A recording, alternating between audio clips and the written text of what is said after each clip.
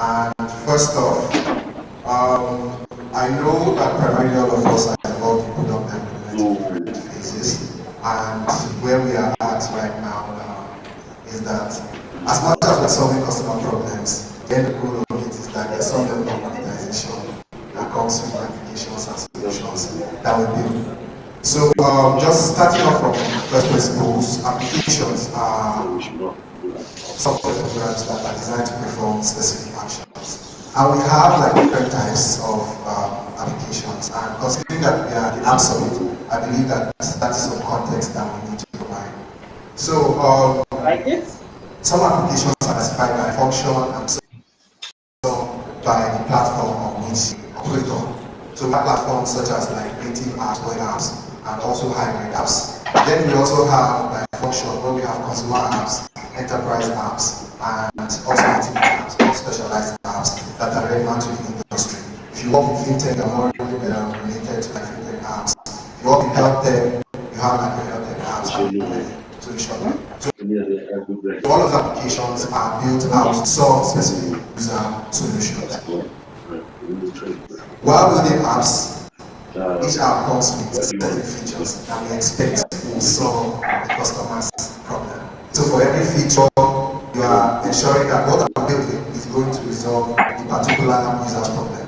If it's a fintech app, your user's use case is that, oh, you want to send funds from point A to point B, you have like that functionality on your app. And what you do as the product developer is that you ensure that whatsoever app or whatsoever functionality that you're building, it has to also provide business value. So there are about 3 types of features per app.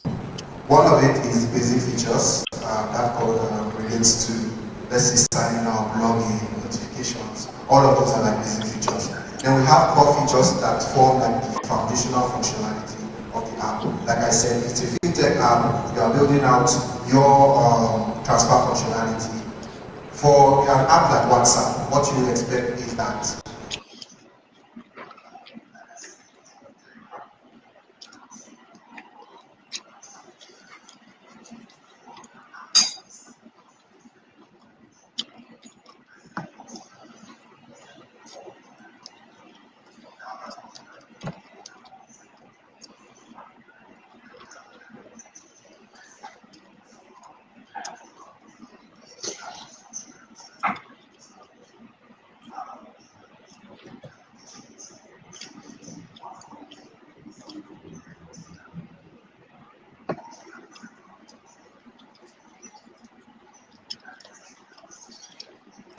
the messaging functionality is like the core functionality on app.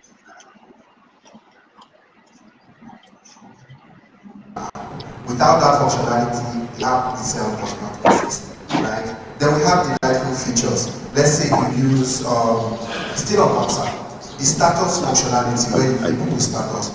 Without that functionality, the application itself will still exist. WhatsApp will still be WhatsApp. If you're Tinder, what you do, the functionality about meeting people on the application can exist without the swipe functionality. So we have like 3 sets of functionalities or features, 3 types of features when we are building out applications. The scenario I explained earlier was called feature gating. Feature gating is a functionality within apps that allows users to access features based on either their or the subscription plan. Everything we've been doing is streamlined. And for this session, we are speaking about I didn't cancel my camera. Right, for mobile applications. I didn't turn off my camera.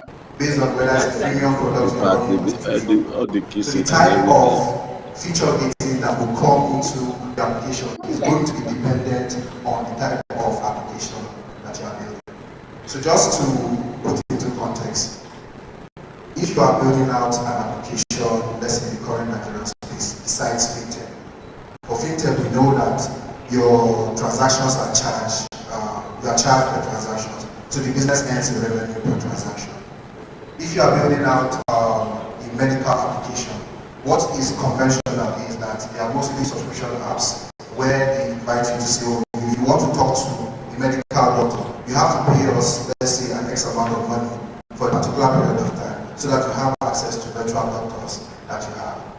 Then one of the key functionalities around all of these applications that is being built, especially on the SaaS side, that software as a service, is that users are more inclined to pay for services that only fulfills or meets their specific needs. And as a product developer, whether you are on the engineering side, on the design side, or product management side, you need to ensure that whatsoever service that you're building fulfills a particular job to be done, right, for that particular user. And I believe those on the product side will be more familiar with that context. It is just ensuring that whatsoever I am building meets a user's particular use case, right? So what is that particular solution that the user is building using applications for? Well, that brings us to the context of, to the art of value exchange, right? So when you're building applications, there's the context of value creation and then value capture. Value creation is the part where you are able to identify what that user's need is and you are solving for it, right? You've created value for that particular user. Then value capture is that in that process of creating value for the user, how do you capture value? And moreover, in this context, right, I'm just talking about money, right? How do you get money for the business when you solve the user's pain point, right? So there are different strategies that come into play when you are looking at value creation. And one thing that's always evident is that in the context of value creation and value capture, we want to ensure that the user's job to be done is fulfilled on the value creation side, and then the time to value, right? The point at which the user is going to use your application and satisfy that particular pain point is reduced. So you don't want to take the user through a couple of, let's say, 10 steps before they gain value. And I'll give a scenario on a product I was consulting on. We are currently based in the US and it's a logistics application. How it works is that users, logistics owners bid for travel, how do I describe it? For logistics lanes, right? And let's say a store at Walmart wants to move the product from point A to point B. Then a lot of, let's say about 5 logistics providers will bid for that particular role. So what we did, the solution was that, the users would submit their bids and we analyze that bid for them. We created a prototype, we sent it out to the customers, got feedback. The amount of time it took for the user to sign up and on board and submit their bids for that particular platform was the major feedback we got. It took them a lot of time, right? And just because of that long time it took, they did not see as much value in the product as possible. So what do? We iterate. In the process of iterating, what you do is, what we did at that particular point in developing the program was to bring the functionality of uploading your bid right on the landing page, right? So users do not need to log into the application before they submitted their bid. And what that did was it improved the feedback from the customers because we have reduced the time to value for that customer. And what that implies is that when the user comes on the application and uploads their bid on the platform, then they have quick access to the bids that have been processed, right? So that's the context in terms of how the job to be done meets with the time to value and provide adequate value to the business itself. Now, I will just be speaking about the type of app business models. I'll just skim through it. And what that would entail is, I will just skim through it and I expect that we are quite familiar with some of these business models and we'll still talk about monetization strategies later. Right. So type of app business models that exist currently in the market is the freemium model, which I described earlier, where some features are gated and the users need to use the application for a period of time and then move to the premium side. We have the subscription models where users are expected to pay by a month. We have the pay per use where users pay per actual usage of the solution. For those of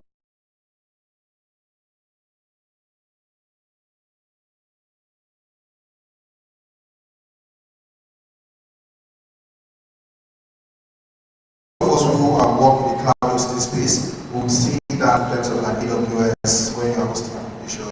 So that's mostly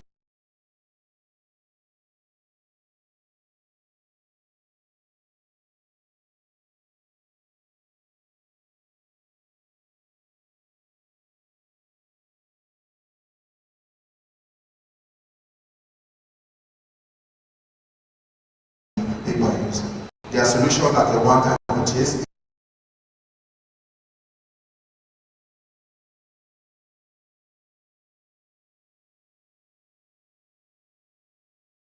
If you had used software earlier, you go to the market and you buy your Microsoft Word, you own Microsoft Word, that was the one-time purchase. But now you have to like